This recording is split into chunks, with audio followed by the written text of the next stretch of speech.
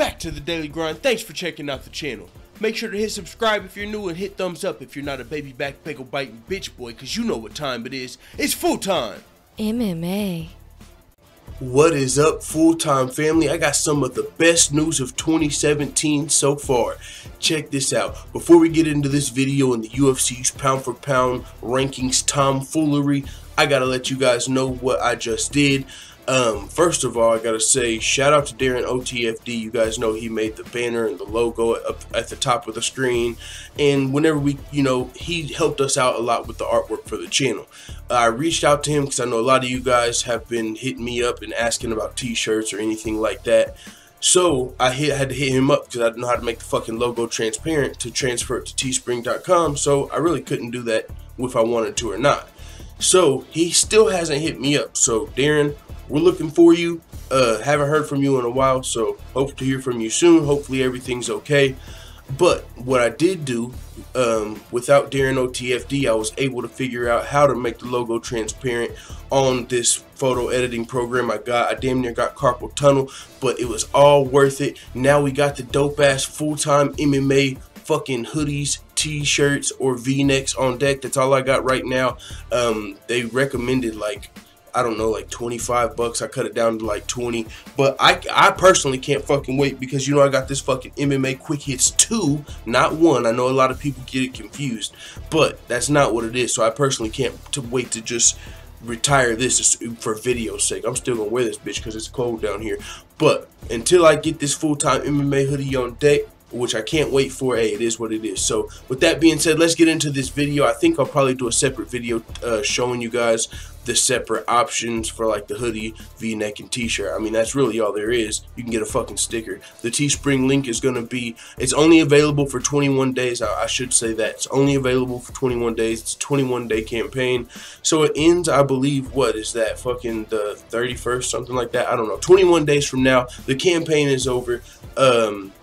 So yeah, check that out. The link is going to be in the description, and also I'll show you at the end of the video just a little clip right there. So with that being said, TJ Dillashaw saying that he should be a lot higher in the UFC's pound for pound rankings, and he is 100% correct. He says it's frustrating because I believe I should be a lot higher in the pound for pound rankings. A couple split decision losses, and I feel like should have gone my way, but that's the way this sport is. I don't lose to Cruz in 2016, and I'm up there for best in the world. It's all meant to be. It's going to end up leading to a great thing. Now there's a couple things. For one, TJ Dillashaw could skyrocket to number 1 in the pound for pound rankings. He's currently number 6, but he could skyrocket to number 1 if he were to beat Demetrius Johnson.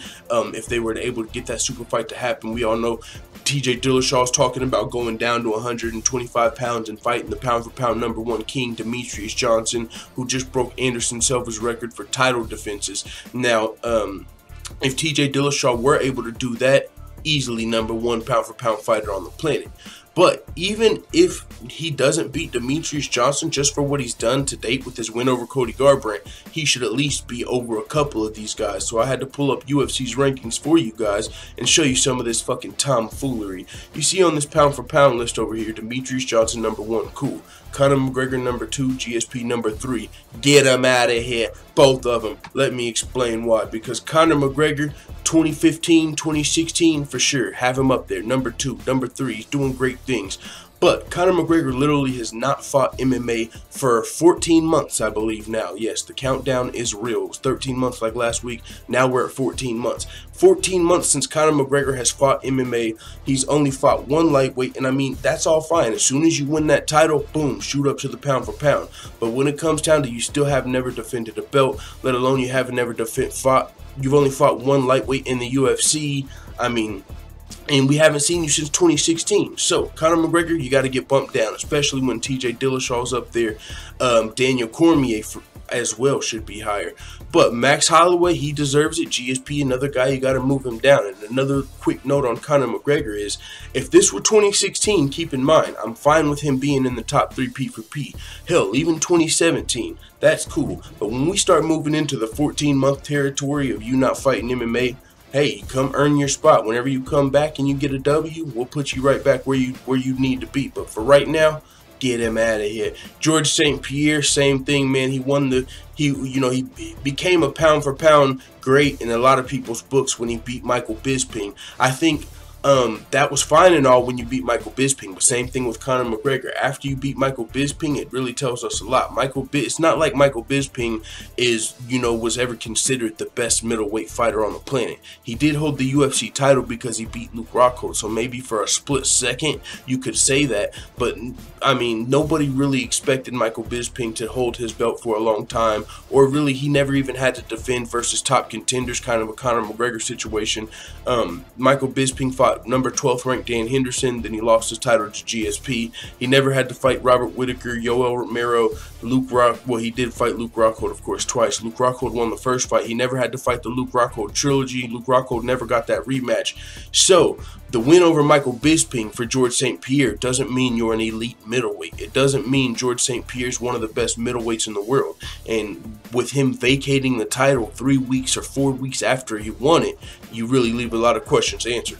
So it's great, that you won the title, but as far as top 5 P4P in the UFC right now, I don't see that happening. And another thing about Conor and GSP is if there's anybody in your division that I feel like can beat you, you probably shouldn't be top 5 P4P, because then they should be higher than you. How can you have Conor McGregor top 5 P4P if you feel like Khabib Nurmagomedov would powerbomb him through the fucking octagon?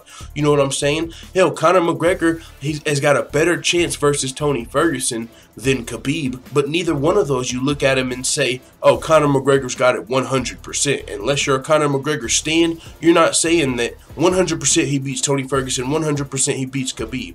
So if that's not the case, how can you put him above those guys in pound for pound? Because that is the case for TJ Dillashaw and Daniel Cormier and Max Holloway. You look at TJ Dillashaw, who are the top contenders? John Lineker already beat him. Marlon Moraes, you pick TJ Dillashaw. Jimmy Rivera, dark horse of the division, picking TJ Dillashaw. Cody Garbrandt just beat him. Dominic Cruz picking TJ Dillashaw. There's nobody you look at in the bantamweight division and you're like, oh yeah, that guy's smoking TJ. It's not happening. Daniel Cormier. There's no light heavyweights in the world right now aside from John Jones, who's out with his USADA suspension, that you look at and you can say, yo, this guy's gonna smoke Cormier. It's not happening. But when you look at Conor McGregor, Khabib Nurmagomedov, a lot of people are saying, you better be careful, buddy. You know what I'm saying? So with that being said, that's why TJ Dillashaw and Daniel Cormier, in my mind right now, should be higher than Conor and GSP are. We'll switch the spots. That's fine. Now, Max Holloway is very deserving. There's really not a featherweight you look at. There's no featherweights in the division that you look at and say, oh, he's about to beat Max Holloway. So if I could do anything, I would just move Conor McGregor and GSP right under TJ Dillashaw. So my top 5 would look like Demetrius Johnson, Max Holloway, Daniel Cormier, TJ Dillashaw, then Conor McGregor. So he would still be in the top 5. And even then, you could argue that Conor McGregor would still be in my top 5 because he's got reasons for being out, but the reason he would get moved down to number 5 is because, for one, Khabib and Tony Ferguson are waiting on him, and for 2, he's been inactive. So with that being said, it is what it is. Thanks again for checking out this video. In 21 days on the Teespring campaign, I mean, only 4 of them have to sell to ship, and if y'all don't buy none, I'm getting some. Fuck you, Tab Matt. With that being said, it is what it is, man. On the outro, you'll just see a little mini clip, and as I said, the link is in the description, and I'll probably do a separate video on them for the people that don't give a fuck about this TJ Dillashaw video, so they didn't happen to hear this announcement. But thanks, Full-Time Family, for rocking out with me, man. It is what it is. Let the Full-Time Family know what the fuck you Tab Matt in the comments. I'm out.